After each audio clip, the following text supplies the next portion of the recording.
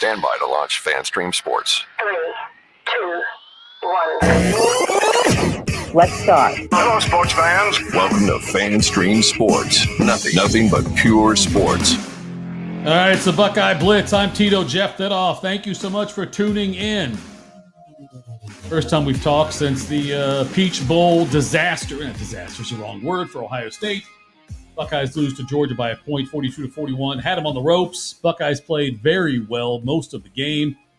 It comes down to a couple of plays. Kirby Smart calling that timeout right before Ohio State ran a successful fake punt. The hit on Marvin Harrison Jr. in the third quarter. That should have been targeting. It should have been targeting. There's no doubt about that. You can't. That should have been targeting. But Ohio State ended up then giving up the big play to Georgia, got the ball back, and then they needed to move the ball down to 10 yards to make it comfortable for Noah Ruggles in field goal range, but did not work out. Buckeyes lose to Georgia in the CFP semifinal. But most people didn't expect Ohio State to be that close. I thought Ohio State would win the game, so I'm not surprised it was a close game. But an impressive performance for Ohio State nonetheless. The Buckeyes came in as an underdog and took the best team in the country right down to the wire. The defense gave up too many points. That is absolutely true. And Jim Knowles is catching a lot of heat because of the fact that the last two games for Ohio State, losing to Michigan and also to Georgia. I'm starting over, Tim. There's a fan going on in the background.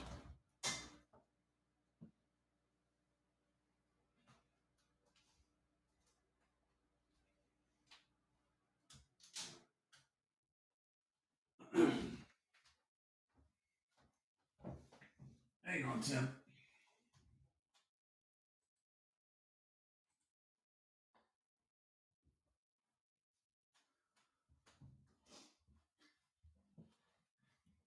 All right, we're starting over at the 2-minute mark here.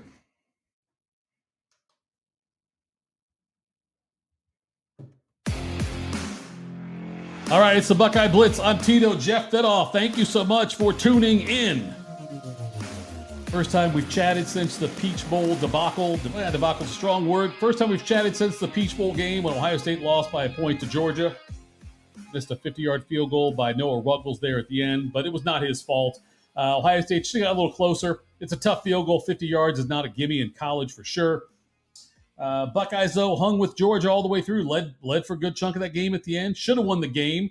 A couple of plays cost them. There was the timeout called by Kirby Smart right before the fake punt by the Buckeyes that would have been successful. And also the non-targeting call on Marvin Harrison in the end zone that should have been targeting. And Ohio State certainly missed him in the fourth quarter. He did not play in the fourth quarter at all. Buckeyes could have used him. And also on that last drive, they could have used him. He was unstoppable in that game, as he has been most of the season. Buckeyes offense puts up, first team put up more than 30 points on Georgia this season. They look good. C.J. Stroud looked great. They had no running game whatsoever because of injuries, and it was all on C.J. Stroud and the receivers. They did a great job against Georgia. Defense did give up too many points. They also gave too many points against Michigan. Defensive coordinator Jim Knowles, the first-year DC from Oklahoma State, catching a lot of heat in Columbus for all the points they gave to Michigan and then Georgia the last two games. Michigan and Georgia are both really good teams. So I'm not saying Ohio State should give up that many points to them. But look, Jim Knowles in his first year at Ohio State, the guys that are on the roster, very talented. Does not mean, though, the defensive guys on the roster are the perfect fit for the Jim Knowles defense the way he likes to run it. Now, certainly, Jim Knowles could have come in and run a different style of defense, I guess, if he wanted to, maybe that fits that personnel, and it might have yielded more immediate results, but they were great all year long till Michigan and Georgia. So give Jim Knowles some time now to get his guys into the system. Some Buckeye fans are pissed off that Ohio State lost their last two games, and I'm okay with being upset. You can be upset they lost their last games. You can nitpick some play calls here and there. You can criticize the defense if you give up 2 points. All that's true. Nonetheless, Ohio State just went 11-2 and competed in the CFP again. That's a damn look. How many teams would like to be in that position where Ohio State is? They've got a great head coach. He's 45-6. Anybody who thinks that they should get rid of Ryan Day, let me ask you, who can they get that will be better? That will be better, because there's no one out there you can think of. You can say Vrabel, Mike Vrabel in Tennessee. I'm not convinced he's better than 45-6 at Ohio State in this kind of run. Michigan's been really good the last 2 years. Not to take away from what Urban and what Tressel did, but a lot of that time, Michigan was not worth a damn. They've had really good teams the last 2 years. Harbaugh, look, hats off to him. He's done a great job with the Michigan Wolverines over the last 2 years. It's tougher to beat Michigan now than it was to beat Michigan 5 years ago or during the Rich Rod era or the Brady Hope time. It's tougher to beat Michigan today than it was back then. Ohio State, hate to break it to you, is not going to beat Michigan every year and not going to win the national championship every year. But you know what? Every year, if you tell me they're going to be neck and neck with Michigan in the Big Ten and going to be in the CFP, I'll take it.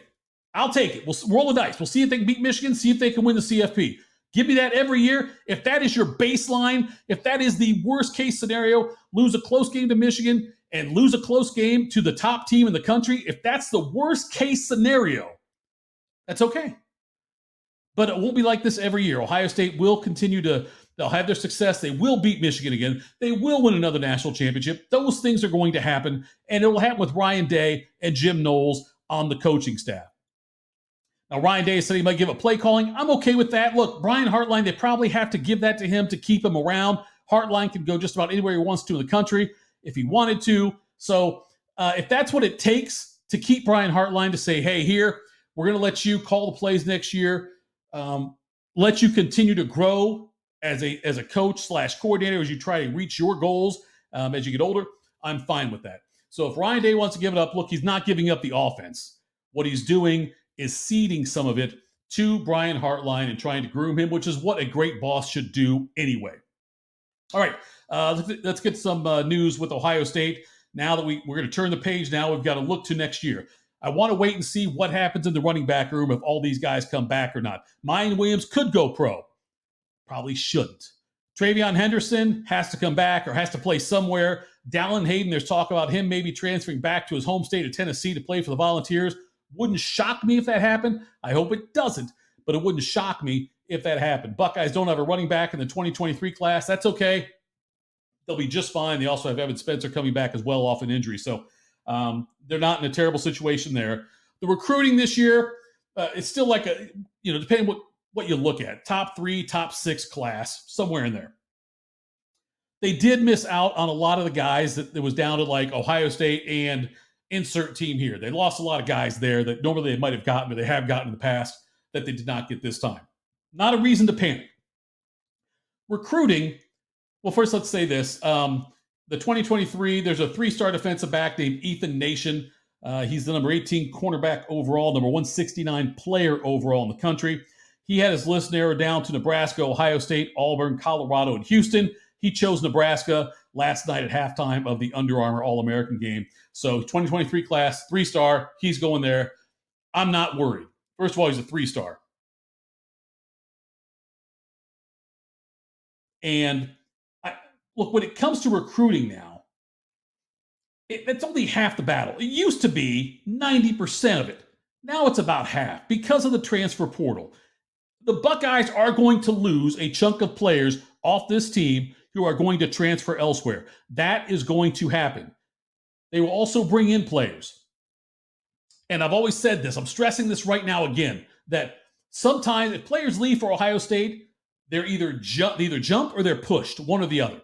They jump if they think, there's a better opportunity, a better program for me. They get pushed if it's like, you know what, they realize they're not going to play here and they're not going to get the opportunity they thought they would when they came on board here because there's more talent than they expected at their respective position, so they're going to go somewhere else. Ohio State, they've got Javonte Jean-Baptiste, the fifth-year senior. He is transferring out. He's defensive end, redshirt freshman, cornerback J.K. Jackson also transferring. Mason Arnold, long snapper, he's departing. Look, Jackson, I know started 5 games because of injuries in the defensive backfield this year, but it's not a huge loss, any of those guys. They did add Jahad Carter, Syracuse safety coming through the transporter. This dude's a ball-hawking safety. I love having him in here. What you're going to see, and this is the way it works now in college football, it's almost like the baseball minor leagues. And if a guy's playing single A or double A ball, they want to move up to triple A or the majors. That's the way it is. And sometimes guys get sent down. And Ohio State is a major league team. Texas, Alabama, Georgia, Michigan, USC, Oklahoma, Penn State. So like those, Clemson, those teams are like major league teams. A lot of times you'll see guys transfer out of that and go down a level where they can play more. It might be a different, it might be another Big Ten school. It could be an SEC school, a Big 12, whatever. I'm saying there's going to be a drop though. And some guys from AAA make the jump to AA or make the jump to major leagues. I mean, and that's what Jahad Carter's done here for Syracuse. He is moving up.